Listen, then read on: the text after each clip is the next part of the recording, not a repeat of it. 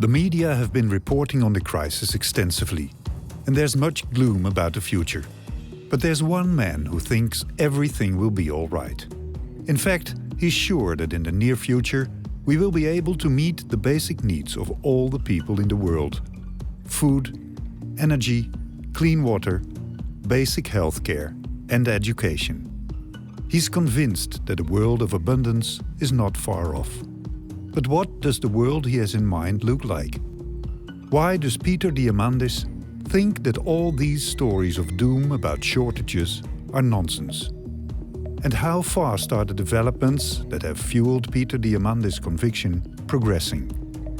This is what you can expect to see. I personally believe that we're living in a day and age where there is no problem we cannot fix. Since the late 1980s, the cost of solar cells has gone from about $30 a watt to sort of 65 cents a watt now, right? It's just dramatic. One of the most astounding cost down examples in any high-tech area. Fresh water is right here. You can turn it on for you.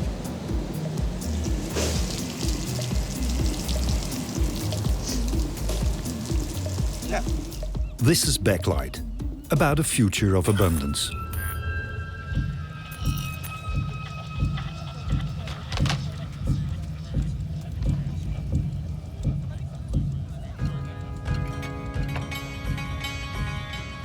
Imagine a world with sufficient food, water, energy, and other basic needs for everyone on Earth.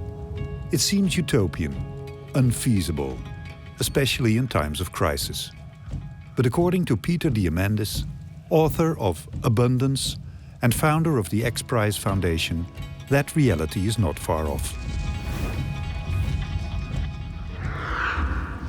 I believe fundamentally that we're heading towards a future where the needs of every human on the planet, the basic needs of every human on the planet will be met. You know, what I mean by that is access to clean water, food, shelter, energy, communications, education, healthcare. Peter Diamandis sees several developments converging, radically altering the future we're expecting to see. The technology needed for this is already available and can be used. It's quite simple, really. The price of solar power is coming down so fast that in 20 years' time it could be almost free. When energy is almost free, there are new possibilities to tackle a future water crisis.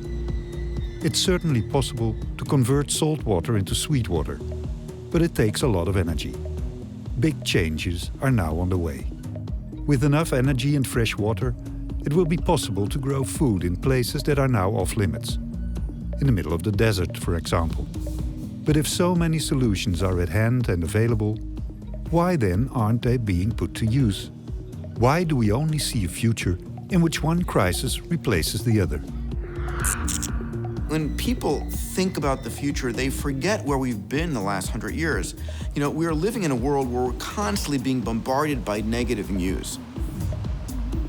You know, over and over and over again, you hear about this murder, about this economic crisis, about this terrorist activity, and there's a reason that we're fed such negative news. It's because, you know, literally the brain has evolved over hundreds of thousands of years to pay far more attention to negative news than positive news, because on the savannas of Africa, as we were evolving as humans, if you missed a piece of good news, well, that's too bad. Miss a piece of negative news and it could be your life, which is why most of the news media and most of the politicians will use negative news to capture people's attention. The reality of the world we've had has been much, much better. You see, over the last 100 years, if you look at the data, over the last 100 years, the human lifespan has been literally extended by a factor of 2. The income for every nation, adjusted for inflation, has tripled. The cost of food has come down 13-fold, energy 20-fold, transportation 100-fold, and communications over 1,000-fold. I mean, that's an extraordinary world to be alive in, where access to food, water, shelter, energy, healthcare is exploding. And what's happening is these things are all due to one thing: technology. The technology that created these improvements isn't slowing down, it's accelerating. And so the improvements to our lives are going to accelerate as well.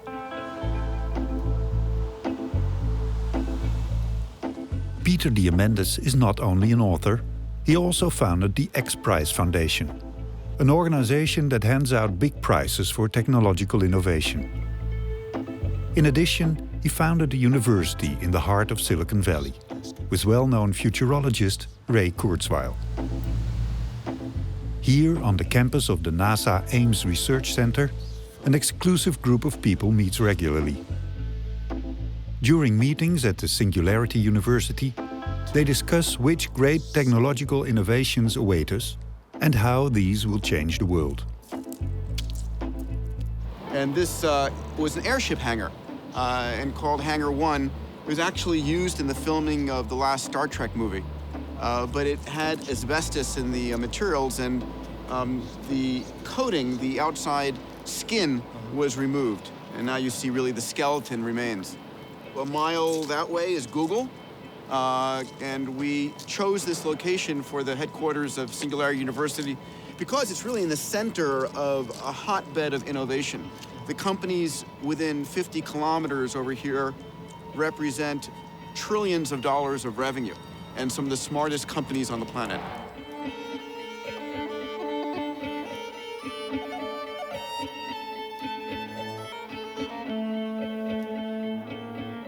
The kinds of conversations we have here are conversations that don't take place in many places. I mean, you know, I spent 10 years at MIT and Harvard in the research labs there in biology and aerospace, and most of the conversations there are very narrow in their field. Here, you're jumping back and forth between molecular biology and robotics and nanomaterials and you know, computational systems, and there's a very multidisciplinary conversation that is, you know, and also a mindset that there is nothing impossible. It's really about, okay, how would you do that?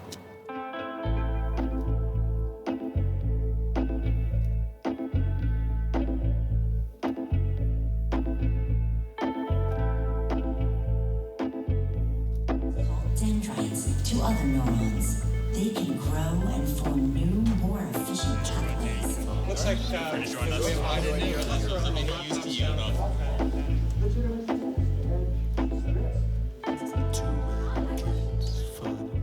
Visitors of Singularity University look at the speed of technological developments differently from most people.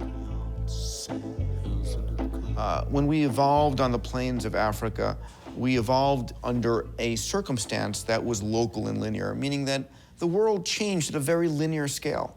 You know, nothing changed generation to generation, year to year. And it was very local. The things that affected us were within a day's walk. But today, we're living in a world that is global and exponential. You know, something happens on the other side of the planet, we know about it seconds later. Our computers know about it microseconds later. Not only is life changing, technology changing, you know, decade to decade, it's changing year to year at an extraordinary rate. The things that we depend on today that didn't exist 5 years ago. So we tend to view the future through linear extrapolation. We think about the future the same way we viewed the past. But in fact, things are moving so rapidly.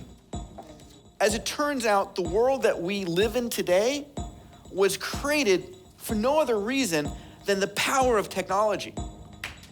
At Singularity University, we fundamentally teach that all technologies are riding on top of Moore's Law. Moore's Law is the notion that computers are getting twice as fast every 18 to 24 months for the same dollar invested. Anything that uses computers or uses computational power is doubling in price performance every year. That includes biology, includes manufacturing, almost every field. If we start doubling a small number, 0.01 doubles to 0.02 to 0.04, 0.8, 0.16, you know, it basically looks like a straight line because you're doubling very, very small numbers. It's deceptive in the early stages of exponential growth. But once you get to a point where it starts to grow, it's disruptive. And we call this point the knee in the curve.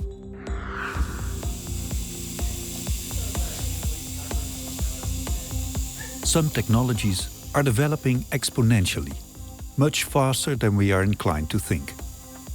Because of that, prices are dropping exponentially too.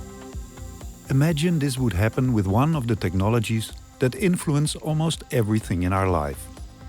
What would the consequences be? One of the fundamentals for human life, for living a great life, is having access to energy. You know, we take it for granted right now that you can go and plug in and have light 24 hours a day and have access to energy to run your refrigerator, your car, whatever it might be. It wasn't always that way. And over the course of millennia, and centuries and decades, energy has become more and more available.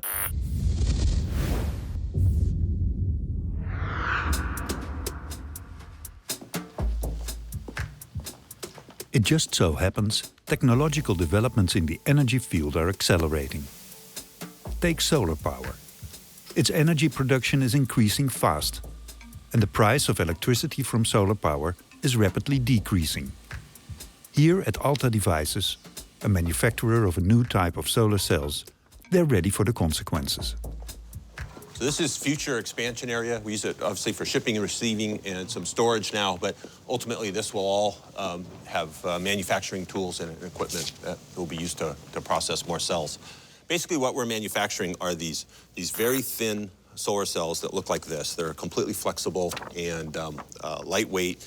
What's unique about them is they use the same material that's used in the space program to power spacecraft when they're millions of miles away from the nearest plug. So that's what we do. We end up with these flexible cells. They can be connected into sheets, and those sheets can be of any size. And then they can be embedded into all types of different objects.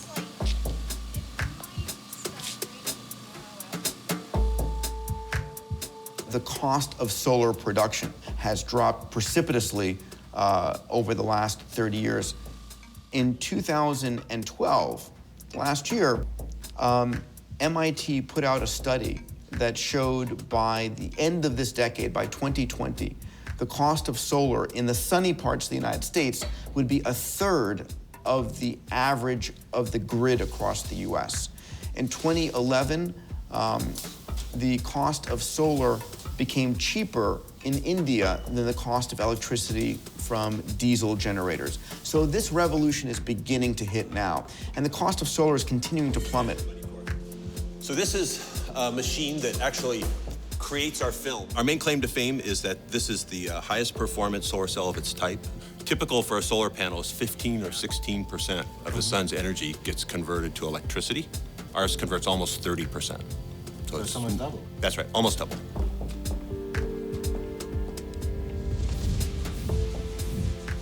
We're heading right into the crossover point where energy from wind, energy from solar is less expensive than what comes from traditional means. So that trend is going to continue. This is technology just like semiconductor chips and displays and that sort of thing, that the more you manufacture it, the better the yields get, the scale increases, and the costs continue to go down. So I think the trajectory that we've seen over the last 20 or 30 years isn't going to change. We're going to see it continue to pennies per watt.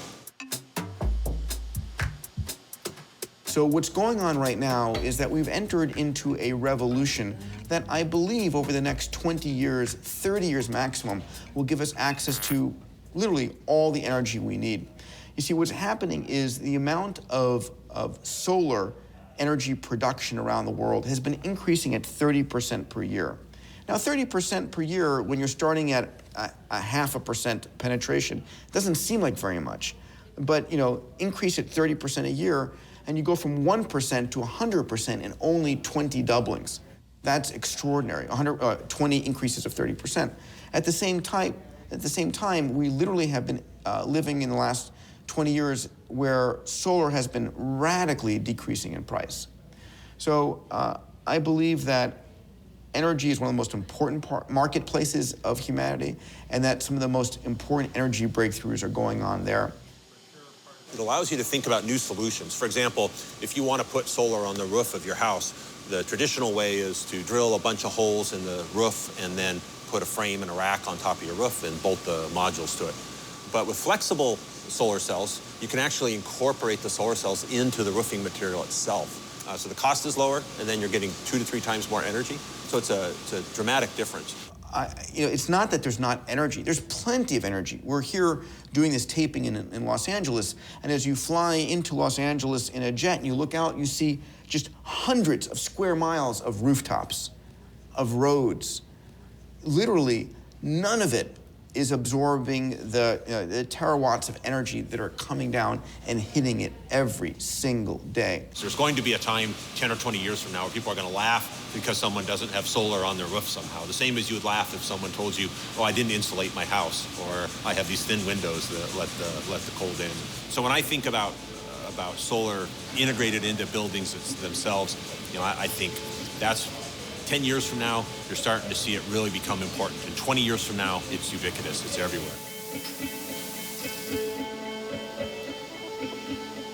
This is a cell phone where the solar cells are incorporated into the back of the phone itself. So with something like this, you're constantly charging your phone. Even in light like we're in right now, you're trickle charging the battery of the phone. So if you're paying attention, constantly exposing the back to light wherever it's available, you have a shot at not needing to recharge. Now that the price of solar power is dropping, new, interesting applications emerge. Imagine this. If the price of solar power keeps dropping at this rate, and electricity will become almost free, what other big problems could we then suddenly solve? If you think about people talking about water wars and water scarcity, it's really strange to me because we live on a water planet. 2/3 of the Earth is covered with water. Yes, 97.5% is salt water. 2% are the polar ice caps, and we fight over 0.5% of this water. But there are technologies coming online that are extraordinary, that are going to be able to make water available to anyone, anywhere.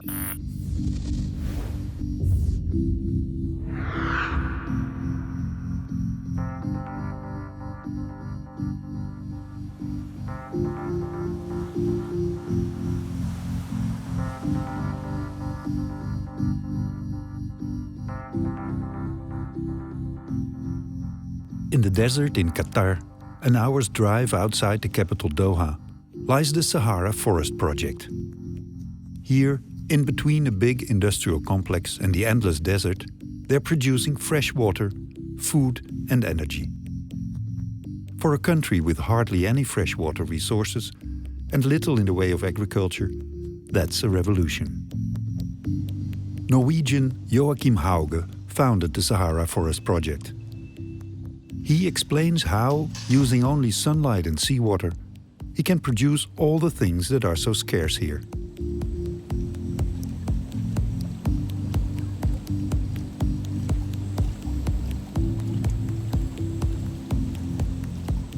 We're using seawater because it's really abundant. As you know, in these areas, freshwater is really scarce resource. So we want to take what we have enough of, like sunlight, like arid areas, like CO2 and salt water, to produce what we need more of, sustainably produced food, water and energy. So here we have a concentrated solar power facility where the sunlight is reflected in the mirrors to this tube filled with oil that gets very, very hot. And that energy is used to drive a desalination factory here to produce fresh water from the salt water. Where's the fresh water? Fresh water is right here. You can turn it on for you.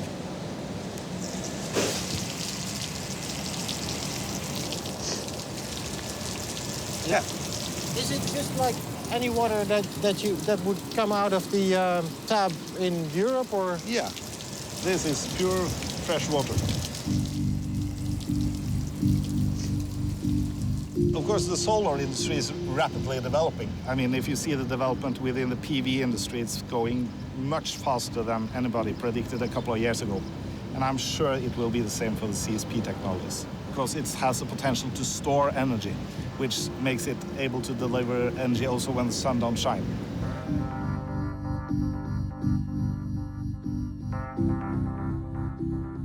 These are the technologies that have the ability to touch the lives of 1 billion people, that are doubling in power and performance every 6 months, year, 18 months, 2 years.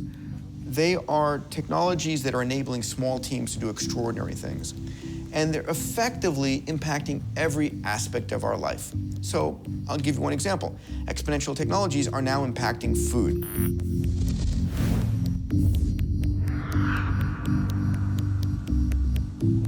With a new combination of existing technologies, the Sahara Forest project is producing food in the middle of the desert with seawater and solar power. When you can produce fresh water and food in the desert, it gives rise to new possibilities to combat the food crisis. Here we're growing cucumbers. And these are planted about 3 weeks ago, and now we're harvesting the first cucumbers. In 3 weeks? Yeah. Is that normal for, or is that really fast for It's cucumbers? quick and we have good growers, so it's a lot of sunlight. And how do you expect this to develop? Do you expect to have greenhouses all over the deserts in the world in 10 years or so? Well, we're not in this to build pilots. We want to really go large scale. So we want to establish this in low-lying desert areas with a lot of sunlight stretched on freshwater resources. And in a greenhouse like this, where you use salt water to first cool the air and then humidify it, and then take some of that humidity and produce fresh water from it. And then you can grow any kind of cash crop, really. This is barley, and it's one of several crops that we are trying out in these areas. But it's outside, it's not in a greenhouse. Yeah, it is. So when we have used the salt water in the greenhouse, it reaches a higher concentration of salt. And then we take it outside over these hedges, the same process. So we have salt water running down these pads, and the desert wind comes through, and more water evaporates off that. So it's a bit more cool, it's a bit more humid, and a bit more shaded. And that is often enough to get even desert environments to give rise to vegetation. This is a basic trick for evaporating fresh water from seawater. It's not rocket science at all. It's a wall of cardboard with a lot of small holes in it. And up on top here, it's salt water dripping down. And when the hot desert air blows into this, it happens evaporation. So fresh water evaporates out of the salt water. And that is a process that demands energy, so the air becomes cooler and more humid. None of this is really revolutionary thinking. It's more in how you put technologies together, and that is the whole secret. So you want to design the technologies to work together, to harvest synergies from each technology, making them a bit more efficient in a system. The Sahara Forest project provides a glimpse of a possible future, with food and water in the middle of the desert. Joachim Hauge is looking beyond the dangers of the next food and water crisis. I think it's a challenge we should take very, very seriously. But then again, I'm much more worried about apathy. That it's so many people talking about problems, and it's so few that's actually getting their creativity fueled and getting at it and trying to solve things. The setup in Qatar is still a trial. But in Australia, the Sundrop Farms company has built a greenhouse that produces vegetables commercially using only seawater and sunlight. The greenhouse in Australia will see a major expansion this year. My first thought, which is many who see this, it's too good to be true. Yeah. And that's why we had to build it. To prove that it was possible. Yeah. Furthermore, there are big plans for this technology in North Africa.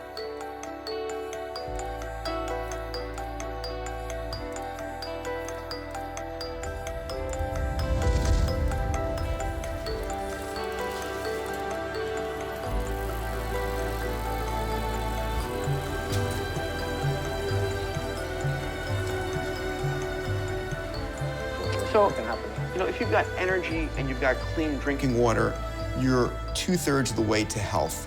And being able to have people literally have the ability to have ubiquitous health, that's the future we're aiming at.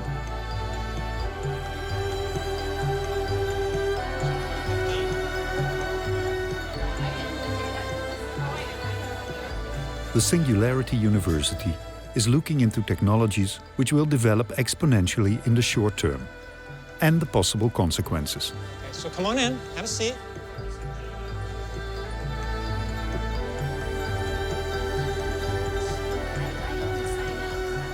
This is not 3D printing. This is microprocessor and robotics.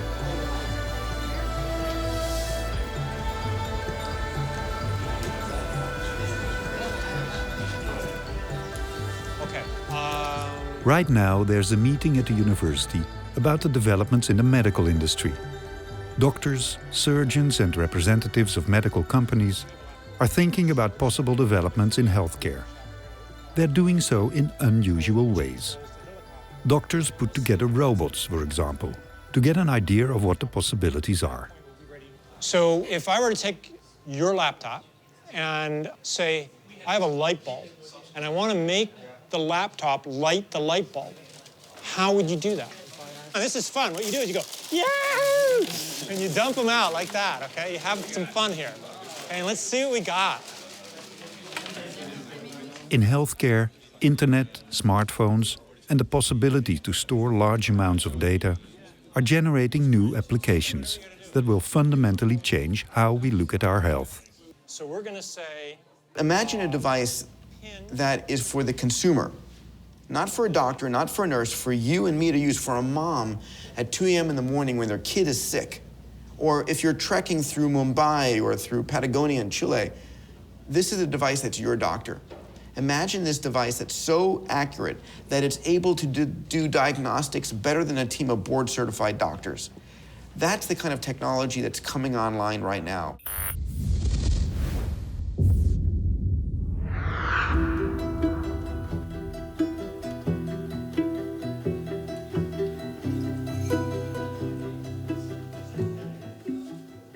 Walter de Brouwer has a startup company, Scanadu. He's developing an app that allows you to track your own health. So you take, your smartphone, you click on the app, and so then you take this device, you put your 2 fingers over the lights, because these are the electrodes, and you put it here on your temple, and then it will normally take, I can't talk normally now, otherwise it will take longer, 10 seconds. You see here my ECG and my PPG. Yes, and here it says, my heart rate is 55.5, 98.6, very normal temperature. This is my pulse wave transit time is 12. So this means that my blood pressure is okay. It's within the accepted range, and my oxygenation is perfect. It's 98%. This is preventive. It doesn't mean that when you're sick and you need to go to the emergency, you don't have to go. But this teaches you what actually and shows you all your readings. Instead of a sort of an annual checkup, you have like a daily virtual checkup. Sometimes I feel like, damn it, something's starting here. Is it bacterial? Is it viral? Is it just a common cold? Do I need an antiviral, an antibiotic, or chicken soup? How many people are infected around my? Is it a temperature difference? Oh yeah, because of the temperature, a lot of people have colds. Okay, I'm okay with that information. I'm okay. I don't need a doctor to pat me on the back. I just need more information. The worst thing you can have is a doctor who is sick himself and comes to cure you from the flu. Rather have a machine.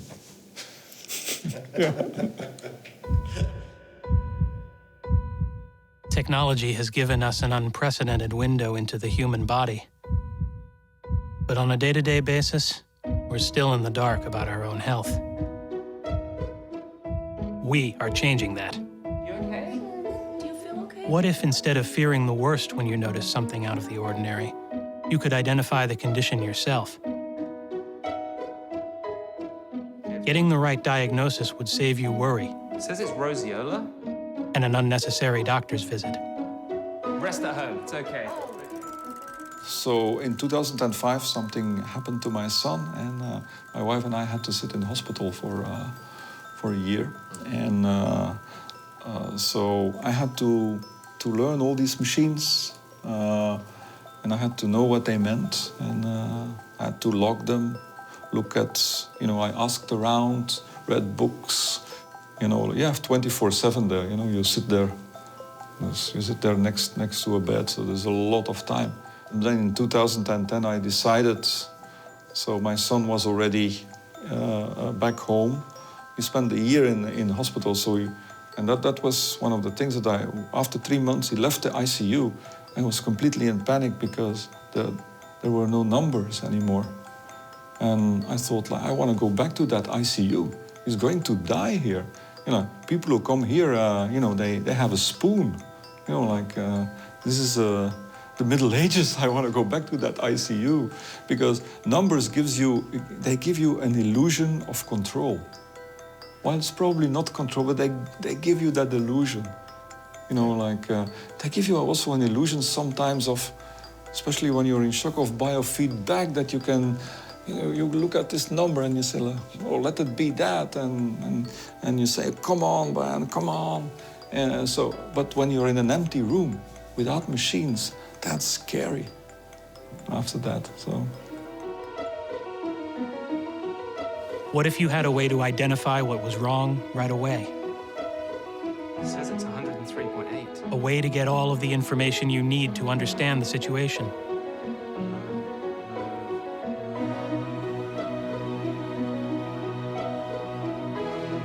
And in serious cases, you would know when and where to seek help. It recommends taking it to the urgent care.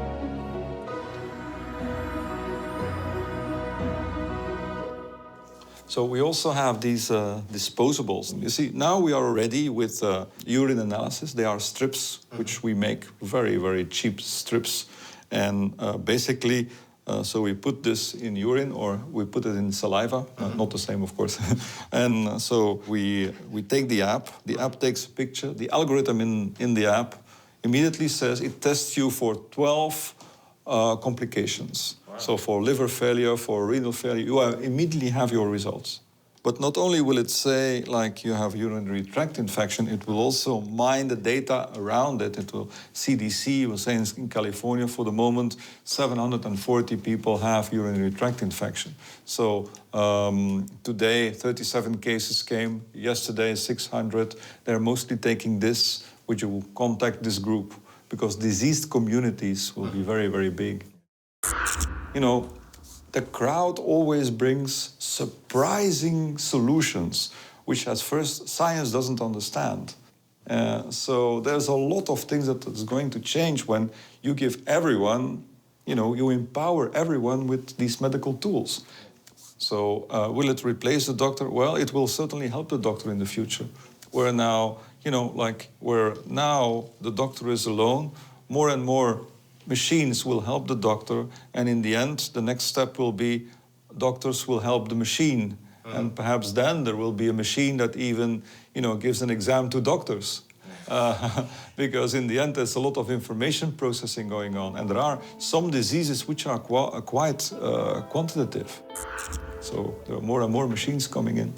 It's only our carbon chauvinism that makes us think that we're better.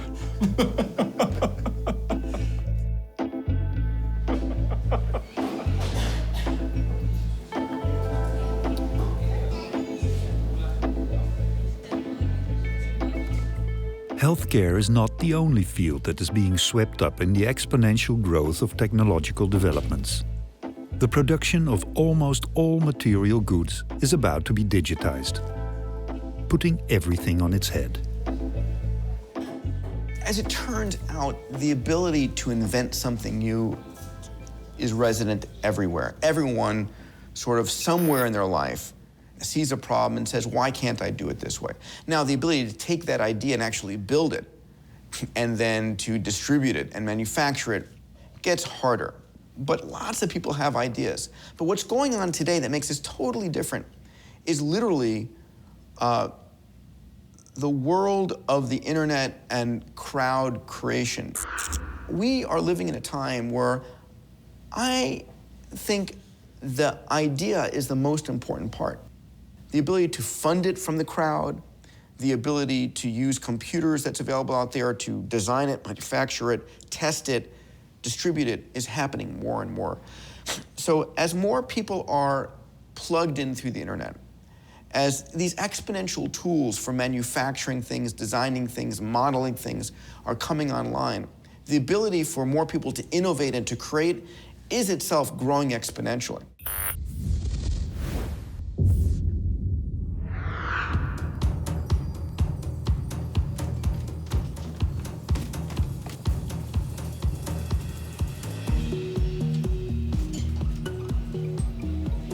One of the biggest manufacturers of 3D printers is located in Geldermalsen, in the Netherlands.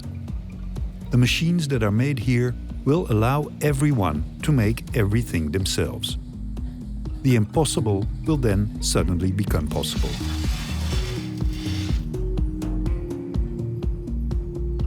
As long as you can imagine it, you can make almost anything that is inside this box that fits in here. We can see that this is such an important tool for new innovations of the future, for empowering people to actually be able to create what was only a thought before. There are so many different applications. They're used in schools, but also just for people at home. Artists use them. It's so versatile. Anything that fits in there can be constructed. There are so many applications, more than I can mention. The beauty of digital production is that as long as you have a digital file, then you can send somebody the object via email even.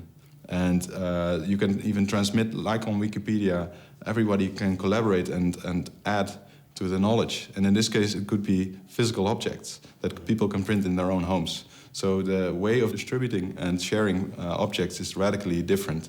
And this is for the first time that for physical objects, this has become possible.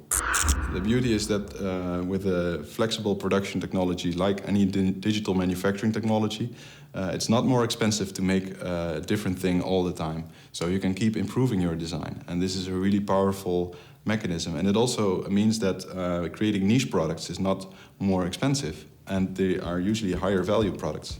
So that is also very important. So it will really stimulate innovation very much. On a website, people are sharing their designs.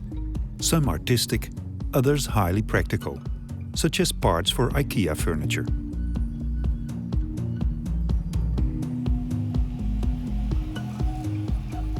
We're already seeing that not just is 3D printing much more powerful, we can even start printing body parts, working organs that save lives.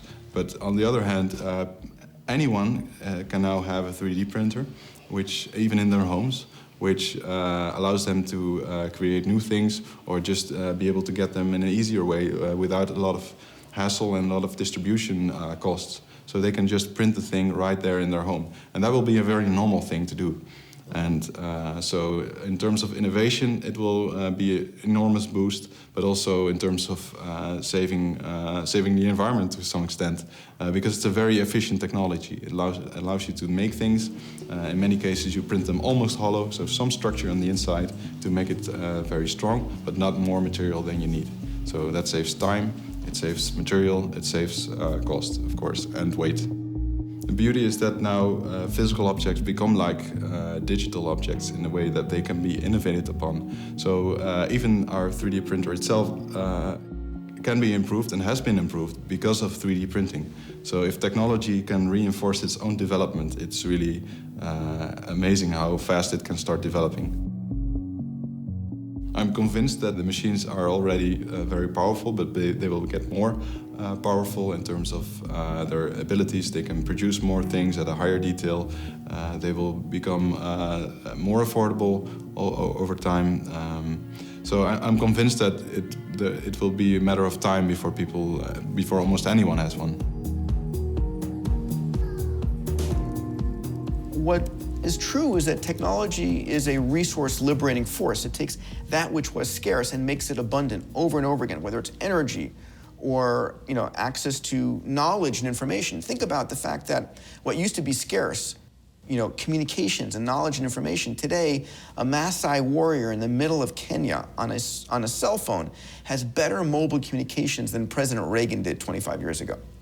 And if they're on a smartphone, on Google, they have access to more knowledge and information than President Clinton did 15 years ago. They're living in a world of communications and knowledge abundance, and that is going to happen over and over again.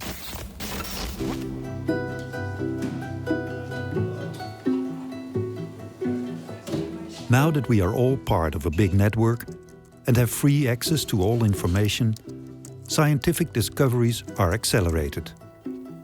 In fields like astronomy, the uninitiated and amateurs are playing a much bigger role than before.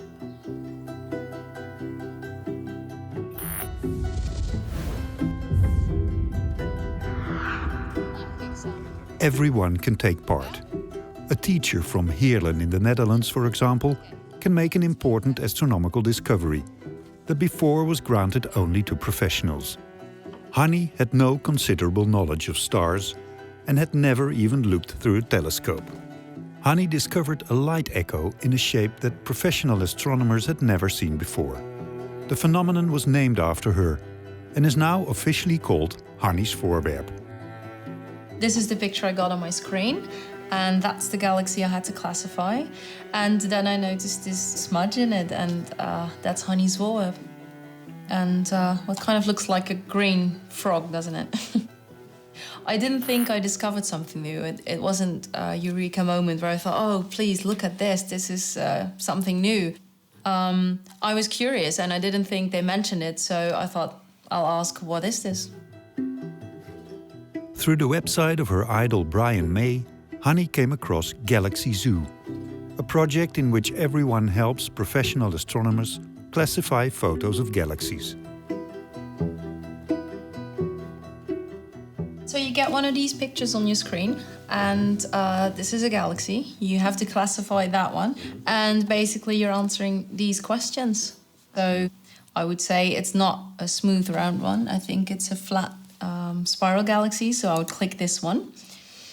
And then they ask, is there anything odd? Because there could be something like a voorwerp in this picture, but I only see other galaxies and stars, so I would say no. And if I don't want to discuss this, then you get the next picture. That's really how it works. There is an army of people wanting to help. You can find answers quick. They didn't even expect that at the start. I think they thought we'll put them online and we'll ask people to help us classify, and they thought it would take years for a few people to get through all of these pictures. With the help of millions of netizens like Hanni, scientists can make more discoveries. We're finding answers quicker because you have many more people to help you find that answer. For Hanni, the discovery not only meant being invited to lectures all over the world, but also being mentioned in numerous books. This is the one that was written by Brian May, Patrick Moore and Chris Lintott, who's behind Galaxy Zoo. And it's called The Cosmic Tourist because they describe if you were to be a tourist, traveling from Earth to as far as you can possibly go. They describe the 100 most interesting objects you can see, and Hanni's voorwerp is one of them, so it's in this book. Oh, can you show us? Yes, it's almost at the back because it's very, very far away from Earth. Because how far away is it from Earth? 650 million light years. Light years? Yes, it's really far away, and you can see it. This is the Hubble picture, and call it Hanni's voorwerp and the strange green object.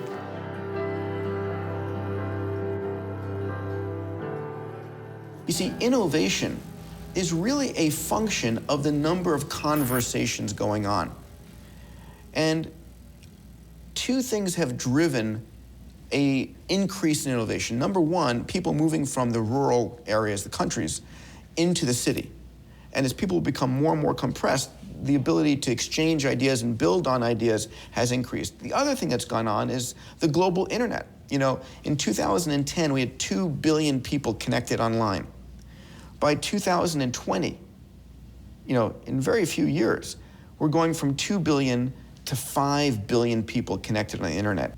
3 billion new minds are coming online, and those 3 billion people are going to be able to solve ideas, create ideas, build on each other's ideas, and really drastically increase the rate of innovation.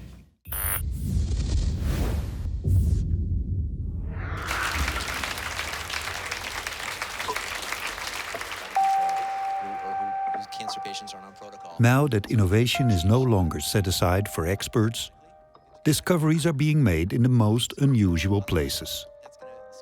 A secondary school student, for example, with access to the internet, can make a discovery that can shake the foundations of the medical world. It won him a prestigious prize for young scientists. And the winner of the $75,000 2012 in the category of medicine and health sciences.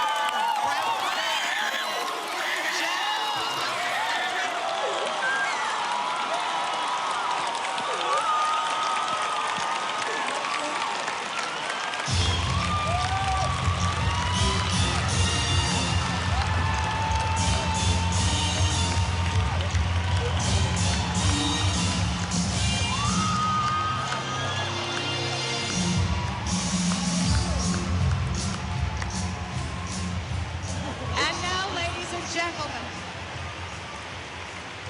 it is my honor to present to you the top award winners of the 2012 Intel International Science and Engineering.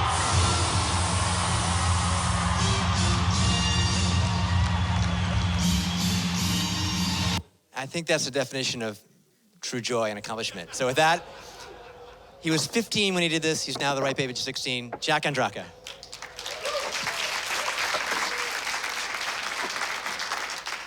At the beginning of this, I actually didn't even know I had a pancreas. I didn't know anything about medicine. So all it really took for me is a bit of passion and using Google and Wikipedia. At age 15, Jack Andraka did what big pharmaceutical companies with billion-dollar budgets could not. He developed a new early detection test for several forms of cancer that was a lot better and cheaper than existing tests. My project was a novel way to detect pancreatic, ovarian, and lung cancer for 3 cents, and it takes 5 minutes. So it's 168 times faster, over 26,000 times less expensive, and over 400 times more sensitive than the current gold standard of pancreatic, ovarian, and lung cancer detection. But in addition, you could broadly apply it to really any disease. Costs a lot, so I'm really for free online stuff. I just use Google and Wikipedia. So I actually became interested in pancreatic cancer because a close family friend who was like an uncle to me passed from the disease. And so then I got really interested, and what I found is that the current state-of-the-art methods for pancreatic cancer detection are bulky, inexpensive, require specialized doctors, and also they can't be used for routine screenings, which means early detection isn't really an option. And so then I was really into creating a new way to detect pancreatic, ovarian, and lung cancer that was cheap, simple, rapid, inexpensive, sensitive, and selective, such that it could be used like a diabetes test strip for routine screenings. But just getting into a lab was a giant feat simply because I emailed 200 different professors at Johns Hopkins University and the National Institutes of Health. And out of those, I got 199 rejections and 1 maybe at a lab. And after 3 months, I tracked down the maybe professor, and I finally got accepted after an hour-long interrogation by 20 specialists. And there's been one really important lesson, one last thing. And that lesson is that through the internet, anything is possible. So if I could do that, just imagine what you could do. Thank you.